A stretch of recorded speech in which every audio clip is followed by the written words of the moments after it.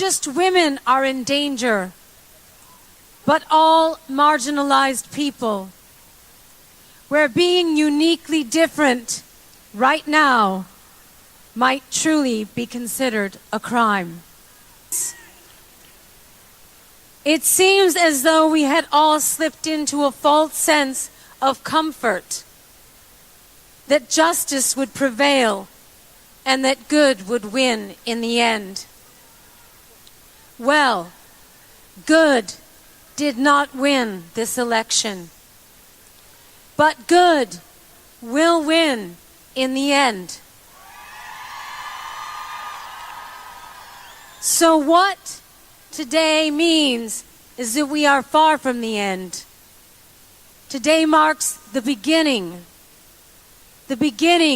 of our story. The revolution starts here. The fight for the right to be free, to be who we are, to be equal. Let's march together through this darkness, and with each step, know that we are not afraid. That we are not alone. That we will not back down.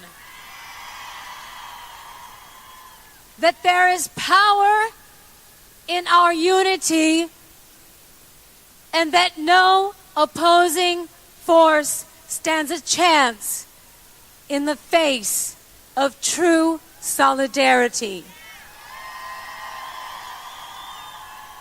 And to our detractors that insist that this march will never add up to anything, Boston Red here with Friday Java, a weekly magazine of political theory, polling, and commentary. It is part of the history called people that make up this fascinating journey. We are part of the Obama network. For that, we make no apologies. What we pledge to do is give you the facts on a bridge to history. What body politics is, the most up-to-date theories of political science and psephology. Stay tuned for this incredible ride. Boston Red, peace out. Friday Java on the 1st of March 2019 from WBRN Radio and on the Boston Red Network. We roll along. This is our magazine show. I was looking through some of the old archives, and at one time this show was actually called Friday Morning Jobber. Anyway, nonetheless, we still have the coffee pot. And that was a sound that we use, the sound of a coffee pot. We have that. We'll redo that a little bit, modernize it for 2019. That is in the works, as are many other things around here. Our lineup this weekend, we have a numbers man, as we normally do, and the open source report. Now, I don't know if we'll have Sunday programming or not. We are behind in some of our programming. We have a number of specials. One on the post office, it'll be number 3, and it's been sitting around and we need to update it a bit. And also we have one on the movie the green car, the green motorist guide was based on it, and the Oscar, to kind of update that together, and some of the other machinations that actually happened during that period, like an attack on Matt King Cole in Alabama, where Klansmen literally charged the stage, and of course the police were waiting there at the time, and these characters were actually sentenced. So it's not all a fictional account. We'll get that in due time up. We also have a program on Vanessa Tyson. She gave a presentation at Stanford University, and we have that in its entirety, and we want to bring that up to date also. And we have a clip, and maybe we'll play it tomorrow night, from Mr. Lemon of CNN, talking about African History Month, and there's also an article in the Washington Post. We'll preview it, give it a brief perusal, as they say, where it was a disastrous African History Month. And we give our condolences here also to Professor Dr. Nathaniel Hare on the loss of his wife, Dr. Julia Hare. She died this week. So a number of deaths of this week. And my friend Jody died on, I believe, the same day that she did. So a lot of deaths going on the final week of February. An interesting time. And the climatic conditions are not easing up. I noticed Mary out in Montana posted some photos of snow and more snow. Evidently she's been doing a lot of shoveling this year, winter season. Actually, for her, it started in September, I believe, was the first snow that they got around Helena, Montana, and it just sort of continued on till now and into the spring. Many times in that area, the snowiest month would be in March. I can remember waiting on a train in Chicago going down to New Orleans, and it was delayed because of snow in Montana. And this was in early March, right after the Mardi Gras season, which is on, or it is already on. I'll have to check that one. I used to listen to WOZ radio constantly in New Orleans. Listened to it when I was in New Orleans, and listened to it continuously for a few years there. And then, of course, we moved on from there to, it's been over 20 years ago, to listen to the late, great Jerry Pippin when he was on radio live playing rock and roll, golden oldies, that sort of thing. That's kind of disappeared out the off the mantle. Incidentally, in the podcast world, evidently Apple, you can go over to Blueberry podcasting over there. Tom, what's his name over there, was talking about that, about Apple, and how Apple is pulling some episodes that are numbered from the Apple catalog, and people have to repost those episodes. Evidently is what it is. I don't have it up here. Cochran is his name. Anyway, nonetheless, that is at Apple. Apple was one of the first ones to catalog internet radio or podcasts. Now there's just many catalogs out there. Google has theirs, although it's not as large as the Apple one was.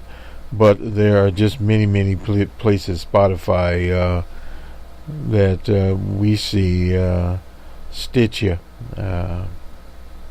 iHeartRadio is a very big one.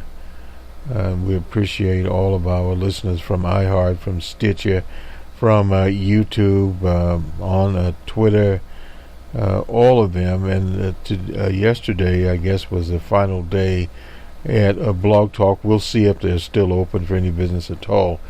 But as many people know, Blog Talk was bought out by the enterprise that owns Spreaker. And of course we're still on Spreaker. It is changing a lot between these various services that host podcasts, internet radio. Spreaker is more of an internet radio situation set up, and we had planned last year to go 24 hours, not materialized. We'll do that hopefully this year. We have the programming to do it. That's not a problem right there. We're working towards that end. You get sort of like what you get other places. You get a lot of recorded type of episodes, basically what it would be. And of course, obviously, live episodes. We do at least 5+ episodes per week. some weeks more than 5. And our new system is coming along pretty good, basically speaking. So we'll be able to do more shows and hopefully more in-depth shows on more subject matters than what we cover now. As many people are aware, we do a lot of polling around here. We'll get to the people at the University of Virginia, Charlottesville, of course we always honor have a hire in just a second. And there are 2 other polls, the University of New Hampshire, and Quinnipiac has a poll out of Texas. And this is very early, we understand that, in the scheme of things, but we are starting to look at some of the numbers. And there's somewhat of a pattern appearing, and we'll get to the pattern appearing in just a second here. And of course, we'll have the sports roundup, spring training of baseball. We don't want to forget that one. Is always out there for us to look at. We were also looking in the news involving an Australian citizen, Justine Ruziak. There's some motion hearings going on out in the Midwest on the upcoming murder trial there. So many things coming. Let's get to the crystal ball first. They are looking at the 2020 Electoral College. Our first look, they call it, is from Carl Klondike. He's the managing editor of the Crystal Ball.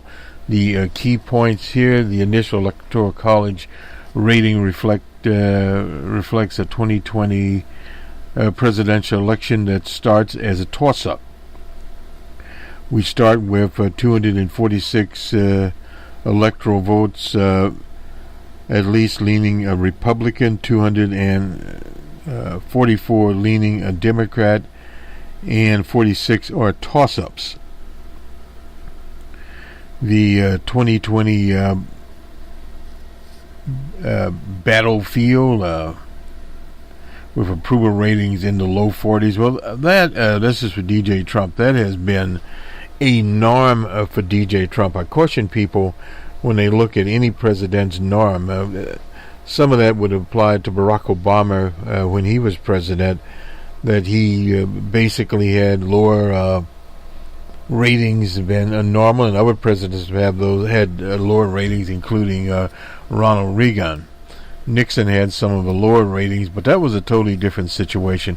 Reagan in the 80s is a different situation because of the consolidation of media, of corporate media, the advent of social media at the same time, something they did not have. So messages tend to be almost instantaneous. The president won only narrowly in, they're talking about DJ Trump in 2016, and did so while losing the national popular vote. That's not unusual in this day and time, making the national coalition, his national coalition, precarious. And he has done little to appeal to people who did not vote for him. And the Democrat who consolidates the voters of Trump's disapproval should be able to oust him unless the president can improve his approval numbers in a way that he has demonstrably failed to do in the first half of his term. At the same time, the president's base first strategy could again deliver him the White House, thanks to a large part of his strength in the nation's one remaining true swing region, the Midwest. He is an incumbent, and incumbents are historically harder to defeat, although it may be that the incumbent means less up and down the ticket in an era defined by party polarization. The Crystal Ball senior commentator, that's Dr. Amowitz down at Emory University, well-regarded presidential time for change model, which projects two-party presidential votes, currently projects Trump with 51% of the vote based on the most recent measures of presidential approval, and quarterly GOP growth. The model officially projection is based off of the perception of his strength remains decent. The president could win another term. If there is a recession, these odds are likely drop precipitously. Meanwhile, it's not given that the Democratic candidate can consolidate the votes of Trump's disapproval. As it stands, the state of the economy next year remains unknown, as does the identity of course, the challenger to DJ Trump. Many unknowns here. A lot's actually. Take a look at the map over the past 5 presidential elections and districts containing 374 of the nation's 538 electoral votes. 70% have voted the same way in each election. The map shows it. We won't get into the map because you can't see it. But for instance, it seems clear that Indiana's 2008 vote for Barack Obama was something of a fluke, powered by Obama's massive resource advantage there, John McCain's negation of the state, and a very favorable Democratic national environment. No one is listing the Hoosier state, which otherwise had voted Republican by double digits in the century four of our presidential races, as a competitive and close national election. If so, one would add Indiana to the Republican total. One reasonably points to an electoral vote floor of 190 for the Democrats and 190 for the Republicans at an early juncture. Now, looking at the map here a little bit, we have the Democrats at 190, the Republicans at 179, and according to this, voted for the party at least once at 164. Now, this was map 1. And looking here, the Democrats have 244. 46 of these are toss-ups. The Republicans at 248. Now let's look at the states here. We'll cut some of this. They classify Arizona as a toss-up, and Texas as lean Republican, and let's see who else. Georgia and Florida. In our Ouija board model, we would agree with them on Texas at this point in time, or perhaps Georgia, but there's some problems in Georgia in terms of voter suppression there. Florida is not in our model. We've conceded Florida's 29 electoral votes to the Republicans. We see it as a red state. North Carolina has some potential. We'll agree there. Iowa, we're not certain about, but Iowa is starting to trend as more of a toss-up type state. Wisconsin they have as a toss-up. We would disagree there. We see Wisconsin as likely a Democrat at this point in time. Pennsylvania, a state that has caused some problems, but it is a command and control state. And if you have the proper turnout there, and if voter suppression is kept at a minimal, it would be a lean Democratic state. So we'll take that one off right away. New Hampshire, well, New Hampshire is kind of an interesting state there. We'll just leave it in the toss-up category right now. Now, Nevada and Colorado, those are leaning Democrat. We would definitely go there. And they have Minnesota and Michigan. Excuse me. Michigan has changed quite a bit, and the Democrats are now in control of the machinery in Michigan. So we would agree there that Michigan is likely or lean Democrat, probably lean Democrat there. So it's a little different in the map, but there's a lot of solidness here going from Montana to the Dakotas to Wyoming and Idaho. Nothing's changed. Those are very, very small states. And down to Kansas. We don't know in Missouri at this point in time. There could be some improvement in Missouri. We would not call Missouri a safe Democrat at this time, nor would we call it a toss-up. Then you go to Oklahoma, Arkansas, Mississippi, Alabama, Louisiana, Tennessee. Tennessee in the 2018 election, there was some excitement in the gubernatorial race, but it disappeared. In the Senate seat, the right winger, I forget what her name was now, was able to get elected there. One of the problems the Democratic Party has, Ed Breezen, the former governor, I think I'm pronouncing his name correctly, running there, but the Democratic Party in Tennessee has suffered since the days of Albert Gore, and there hasn't been a lot of progressive organization in Tennessee. You have in the larger areas of Tennessee, larger towns, I should say, Nashville and, of course, Memphis. Memphis is on the administration of African Americans. Nashville is different. You also have auto plants. You have those, of course, in Alabama also. Some unionization efforts there. A lot of work needs to be done in that area. But one of the things we are saying that with Hillary Clinton in the last presidential election, too much time was spent in Florida.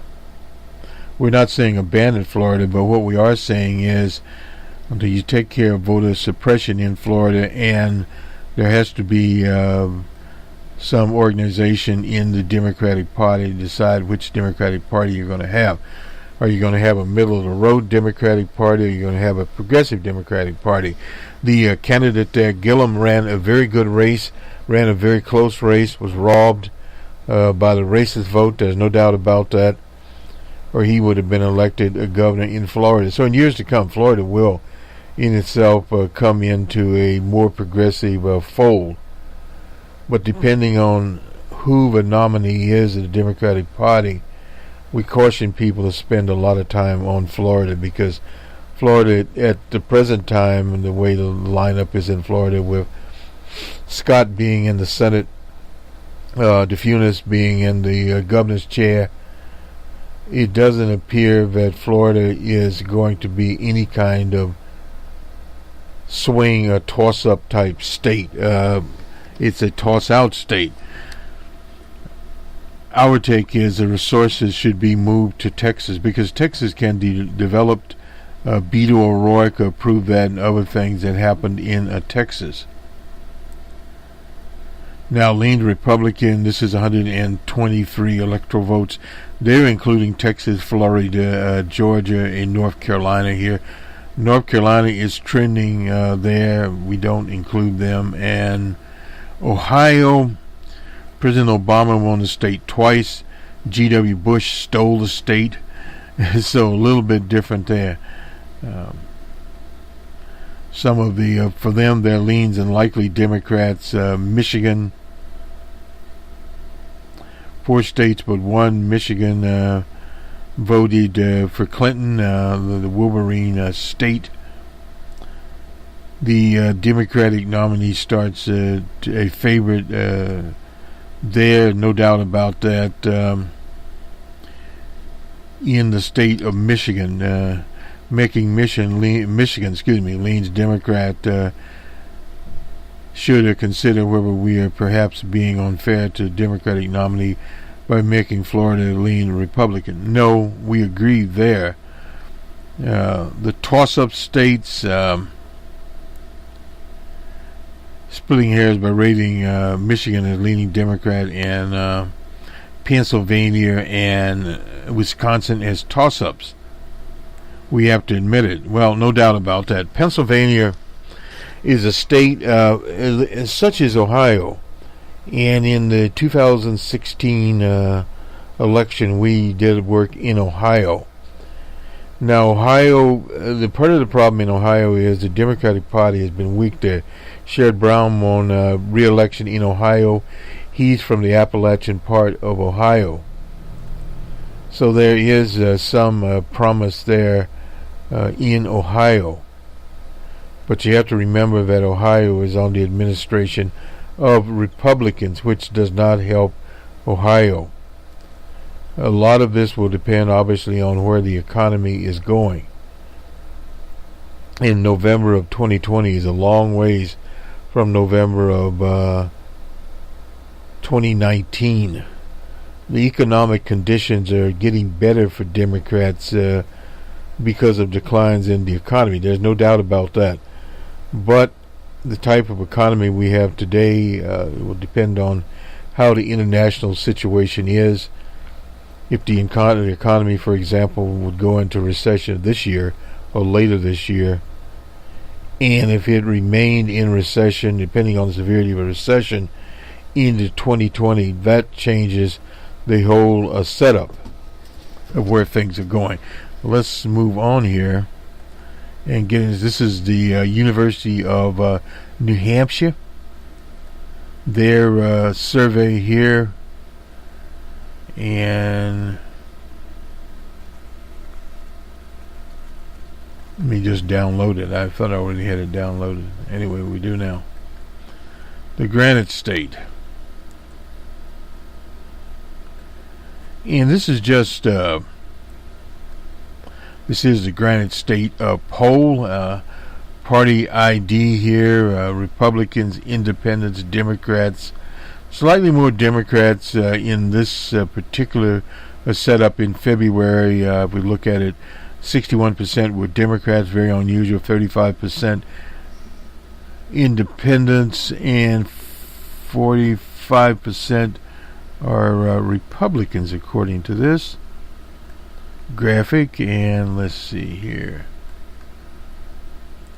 Will definitely vote. 89% of the Democrats, 71% of the Independents, that's in February, and 78% of the Republicans, that's according to Party ID here.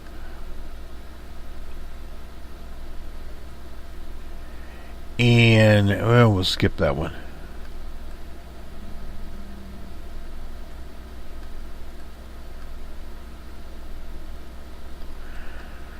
Okay, in February, Bernie Sanders has 26% of the vote. Joe Lunchbox Biden has 22% of the vote. Kamala Harris has 10% of the vote. And surprisingly, Elizabeth Warren has been in many of these polls, early polls. She's at 7%. Beto O'Rourke, I think, has only been there once, if at all, is 5% of the vote. And Amy Klobuchar at 4%. Doing a little better in New Hampshire than she's doing in some places. Twitter King, Cory Booker is at 3%. So it's up there. Teresa Gabran is at 1%. Bloomberg's at 1%. And Kristen Gillibrand is at 1%. Sherrod Brown is a senator out of Ohio at 1%. And the rest of those others at 3%. So that is how they are coming out here. Second choice Democrats, Joe Biden 18%, Bernie Sanders 17%, 14% goes to Kamala Harris, 10% to Elizabeth Warren, 9% for Twitter King Booker, 6%, these are second choices, to Beto O'Rourke, and 2% to Amy Klobuchar. Same as Sherrod Brown and the rest of the pack, basically speaking. Would not vote for a candidate under any circumstances. 13% say Elizabeth Warren, 8% Bernie Sanders, 5% Bloomberg, 3% Cory Booker. I don't know, same as 3%, 2%, very low for Beto O'Rourke. And then there's a bunch of others. 1% definitely would not vote for Amy Klobuchar. I think one of the reasons there is that they've not heard the name. Most likable Democratic candidates, 31% for Joe Lunchbox Biden. Bernie Sanders at 20%. 9% for Beto O'Rourke, 9% for Kamala Harris, 5% for Twitter King Booker, 3%, and this is a little bit troubling, on Elizabeth Warren. Amy Klobuchar, 2% there. Progressive Democratic candidates, Bernie Sanders at 44%, Elizabeth Warren at 10%, Kamala Harris at 8%. They stopped dropping here. Joe Lunchbox Biden at 3%, Beto O'Rourke at 2%, and the rest of the pack, Twitter King Booker, Amy Klobuchar, all at 1% there. And candidates with the best chance to win in the general election, they call that electability. 32% selected Joe Lunchbox Biden. Bernie Sanders 22%, 5% 5% Kamala Harris, Beto O'Rourke 2%, Twitter King 2%, and Amy Klobuchar 1%. And where in the hell is Elizabeth Warren in this? Oh, she's at 2%. Sorry about that. Didn't want to miss her. That's not where she wants to be. With experience to be president, Joe Biden, naturally, because he's been a vice president, 47%, 20% for Sanders, 5% for Elizabeth Warren, 2% for Booker, Gabran, and Klobuchar, so forth and so on.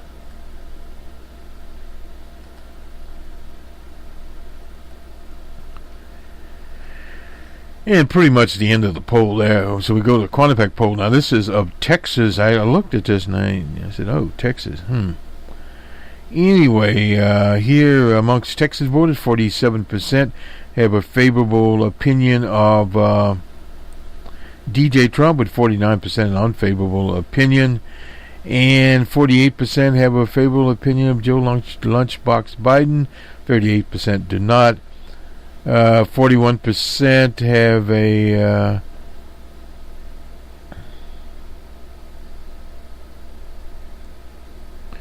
negative, 41 and 47% there.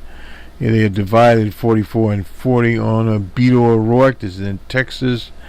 And negative is 24 to 33. And Warren at 27 there. And the rest of the gang, they really haven't heard of them. 70% have not heard of Amy Klobuchar there.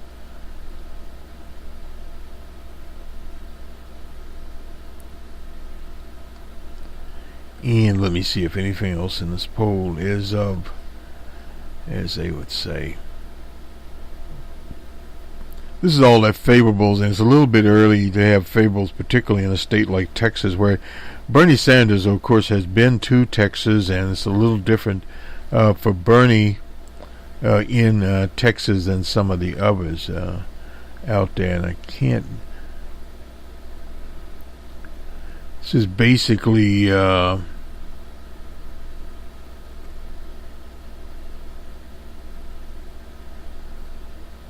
if you start looking at where these numbers are here, DJ Trump is not in as good shape as one would think he would be in Texas. Almost about 50-50 as far as where he is and where he is not in the state of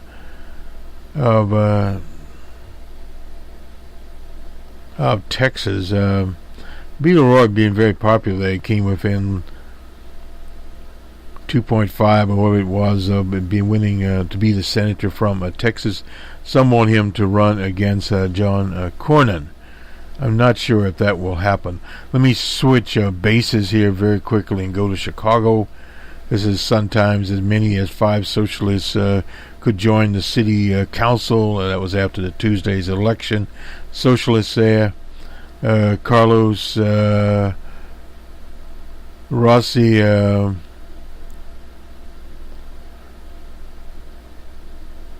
is one, and Amarda Dorch, excuse me, interesting name there.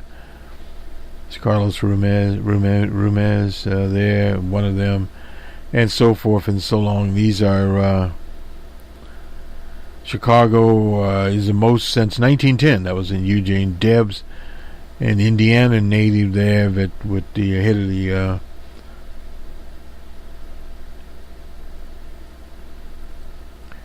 Pullman Porter strike, etc. Ran for president, almost got 1 million votes. That was Eugene V. Debs. And let me just jump here. We'll get this tomorrow night, but this on the Washington Post. More than 1 million employment discriminations have been filed in the last 9 years, and what happened to them. We'll talk about that. But now this is the internal fighting that's coming up that has appeared from the Washington Post. Democrats explode in recriminations as liberals lash out at moderates. Now, House Democrats, the recriminations going on here with, of course, Alexandria-Ocasio-Cortez threatening to pull those votes, those voting with Republicans on a list of primary challenges, in which they'll challenge some of these moderates. It was in a closed-door session, and Nancy Pelosi was there. We are either a team or we are not. We have to make decisions, Pelosi said, according to 2 people present.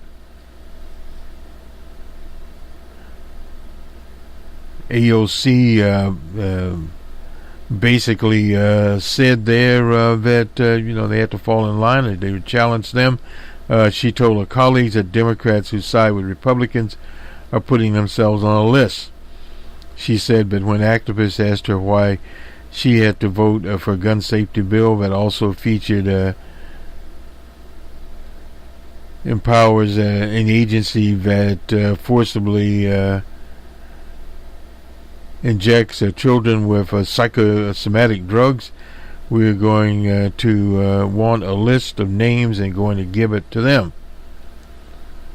It's Immigration and Naturalization Enforcement Services triggering a blow up where votes on a bill to expand federal background checks for gun purchases. 26 moderate Democrats joined Republicans in amending the legislation, adding a provision requiring that ICE be notified if an illegal immigrant seek to purchase a gun.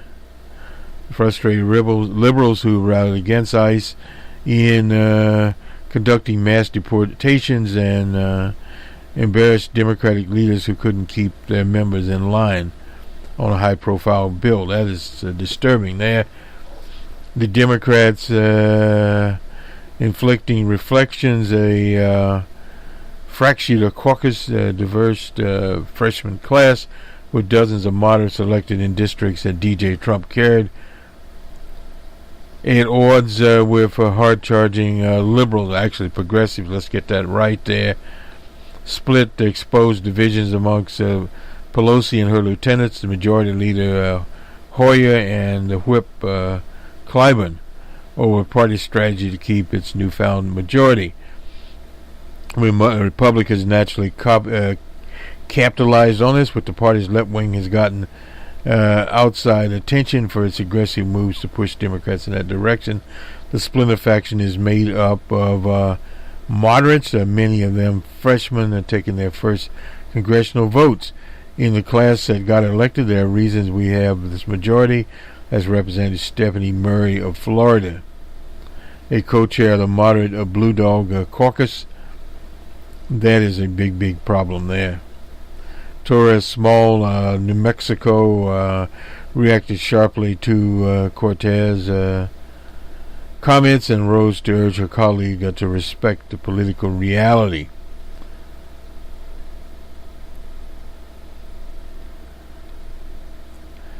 And for Nancy Pelosi, noting that some have held seats over cabinet committees. This is what it is, she asked, according to the size. In other words, she's telling some of these people they won't be on those committees. She responded that the party stood ready to help team players.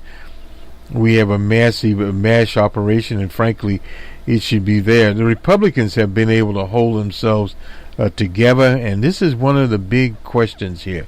Hoyer and Clyburn believe that is untenable when Republicans stand ready to use their votes as a political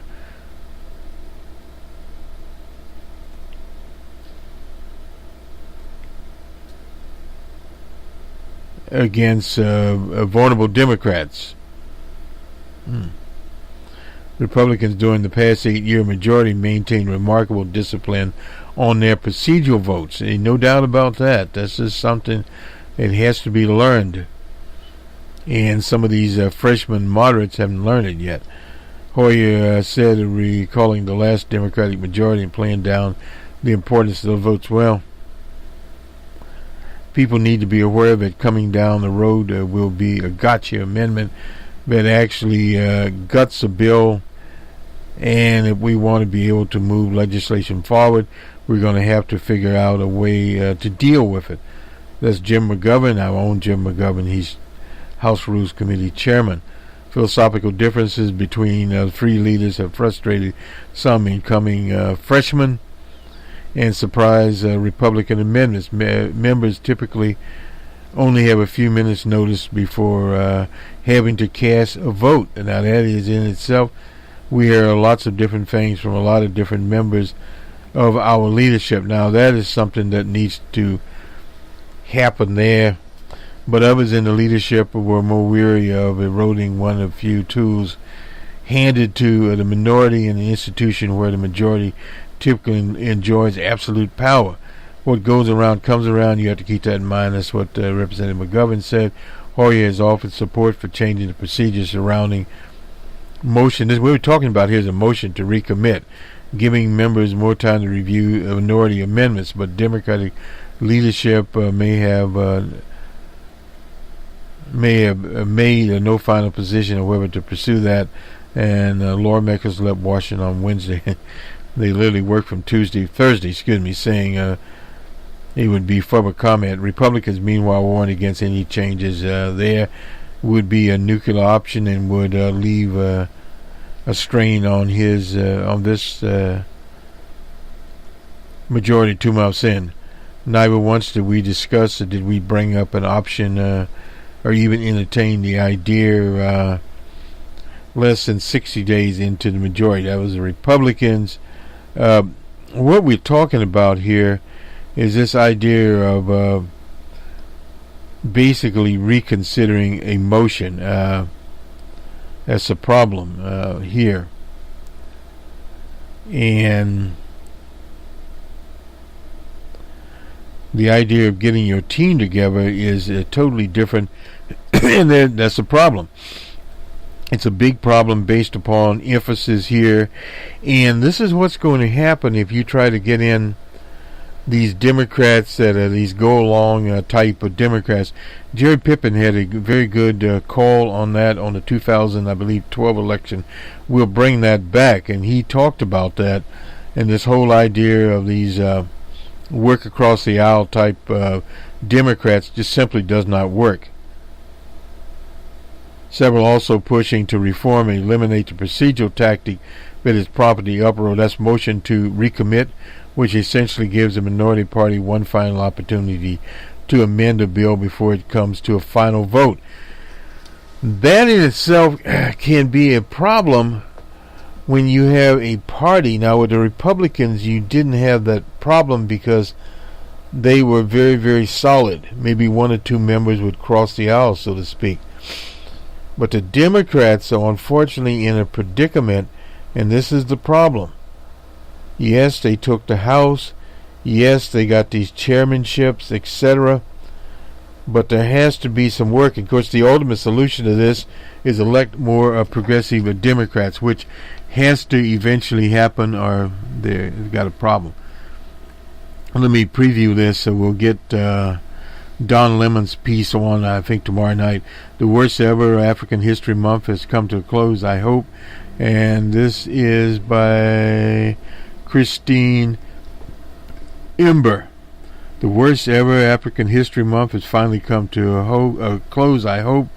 Our annual observances to celebrate the history and achievements of African Americans, but in America decided to use it exact opposite. They talk about the blackface scandals in Virginia. And backward, beginning with Michael Cohen's hearing the testimony there, where this right-winger Mark Meadows, he's from North Carolina, literally brought out a Trump appointee to say that Trump was a good man. Trump could not be racist when informed by Rashina Tlaib that using an African woman as a prop was racist itself. Meadows melted down. He called Tlaib a racist for daring to say such a thing, and pointed to his relatives of color, even his friendship with the chair of the committee, Elijah Cummings. Relatives of color. Who, yes, is black.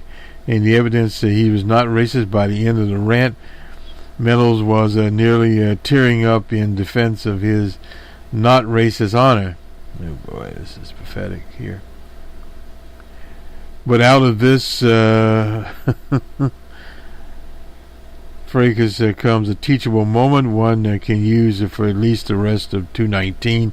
Note, Tlaib accurately pointed out having a black friend, even a black niece and nephew. And that's not unusual for some of these characters in the South to have African Americans in their family. Strom Thurmond had some African American kids, and he was a champion of segregation. Speaking of people who should know better, Justin Fairfax, an African American, a lieutenant governor, rising star. Well, he's now a shooting star. For a while, avoided being caught up in the blackface situation. Was the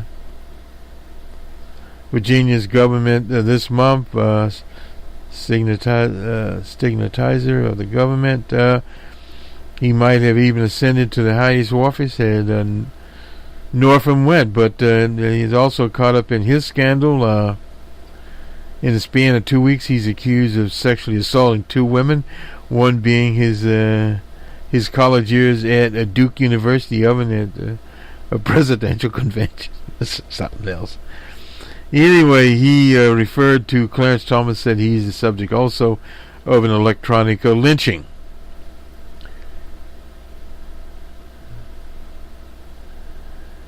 The tradition for famous African American men, especially those accused of sexual misconduct, comparing their experience to being lynched. Bill Cosby said as much during his trial, and he was correct.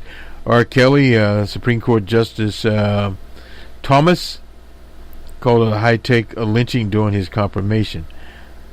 This needs to stop. Lynching is a strain on our country's history, one of the ugliest legacies of black enslavement and disenfranchisement. Disenfranchisement still goes on, and to evoke it as a defense,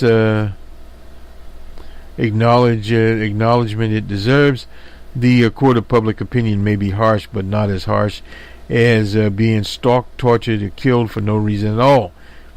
After the events of this deranged African History Month, she uses Black History. We use African History to modernize it. Perhaps we can only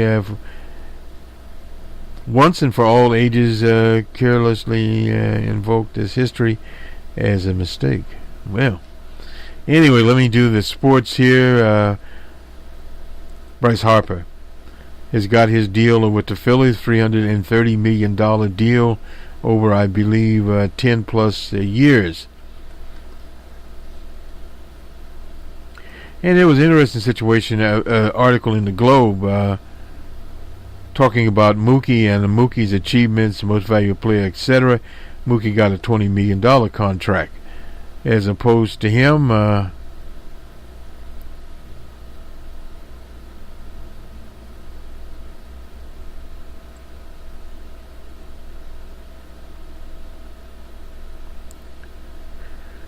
So this is a situation. So again, Mr. Harper moves on from the Nationals. He stays in the National League. He'll be with the Phillies, one of the worst teams around. They're trying to rebuild. Harper and Philadelphia area Mike Trout. I know Mike Trout was from Philly. Oh, well. Harper wins, not only becoming the highest paid team sport in history, but also getting to spend 81 games a year in the stadium he preferred, perfectly suited for him. While Harper possesses the power to all fields, Philly is a good park. Citizens Bank Park, I guess it's called that. They changed the name a dozen times. Harper can easily exceed Zach Cranky's record, $34.4 million. That's a yearly salary there, incidentally, that's coming. We'll have more on Mr. Harper. Let's do the scores here. In the NBA, we'll start out with the Timberwolves at the Pacers. Pacers 122 to 115. The Warriors were at the Magic. Magic 103 to 96. The Cavaliers were in New York. Cavaliers 125 to 118. The Heat was in Houston. Rockets 121 to 118. The 76ers were at the Thunder. 76ers 108 to 104 for the Thunder. And the Jazz were in the Mile High City. Jazz 111 to 104 for the Nuggets. On to Major League Baseball, which is spring training. The Orioles and Phillies 5-5, tied up. The Tigers in Atlanta. Tigers 7-6. The Marlins and Astros 7-5. The Mets and Cardinals. Cardinals have been losing a lot of spring training games. Mets 3-2. The Pirates and Yankees. The first time I think I called that name. 8-6 Yankees. The Nationals and Sox. It was the Sox 13-5. The Phillies and Toronto. Phillies 11-6. The Rockies and Dodgers tied up 7-7. And the Brewers and Reds. It was the Brewers 10-8. The Padres and Royals. The Royals 3-2. The Athletics and Cubbies. Well, it was all Athletics 10-3 over the Cubbies. The Giants and Brewers 6-2 Giants. The White Sox and Mariners. Mariners 8-3. Cleveland and the D-backs. It was D-backs 10-7. Rangers and Angels. Rangers 10-6. And the Twins and Rays. Rays shut them out 1-0 there. On to college hoops, the men's side. Gonzaga 86-66 over Pacific. Nebraska and Michigan. It was Michigan 82-53. Wofford and Chattanooga 82-54 Chattanooga. And finally, Washington and California, the Golden Bears. It was the Golden Bears 76-73 to the women's side of the basket, the court, or what do you want to call it. North Carolina and Louisville. No, it was Louisville by 30 points, 92-62. LSU and Mississippi State. 76-56. Texas A&M and Kentucky.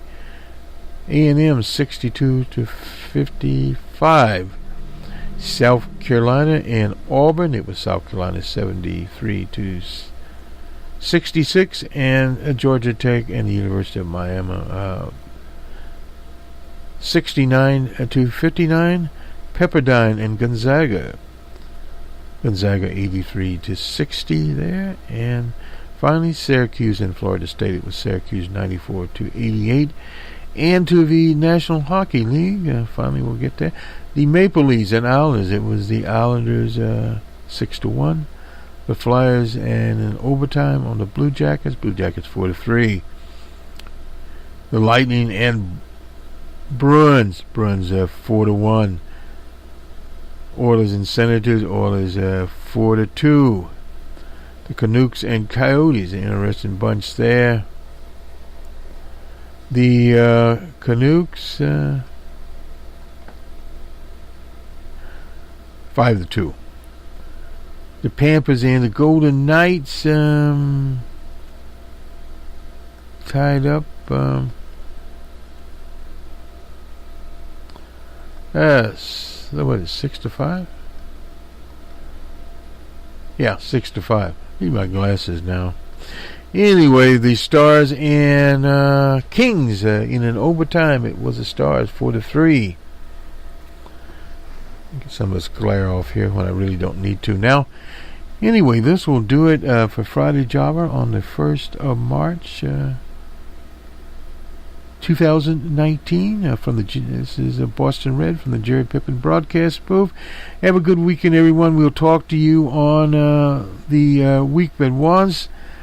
And we pull some programs out of the archives you'll see in the next few days and few weeks here. You'll hear, actually.